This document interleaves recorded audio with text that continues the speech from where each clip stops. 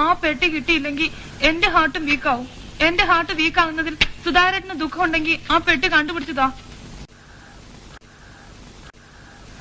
തീരാറായെങ്കിൽ ബാക്കി ഞാൻ ചെയ്തോളാം. പുഷ്കലാക്ഷിക്ക് ഇന്ന് ലീവ്. ഞങ്ങൾക്ക് ഹൃദയകുമാരുടെ വീട് വരെ ഒന്ന് പോണം.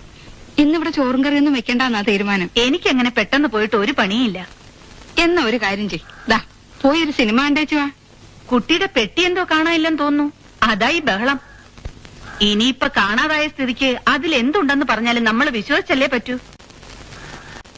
ടീച്ചർ ഒരു പാവ, ആരോട് എന്ത് വിട്ടുവീഴ്ചയും ചെയ്യും. അതുകൊണ്ട് പറയാ, ഇപ്പോഴേ അയഞ്ഞു കൊടുത്താല് ഏതൊരു പുത്തൻ പെണ്ണും ഒടുവില് ഭൂമി കുലുക്കും. അണ്ടിയോട് അടുക്കുമ്പോഴറിയാൻ ചിന്നമാളും അമ്മേ മാങ്ങയുടെ പുളി. പുഷ്കലാക്ഷി അമ്മേ, നീ വിഷമിക്കണ്ടടി. അങ്ങനെ ഒന്നും സംഭവിക്കില്ല.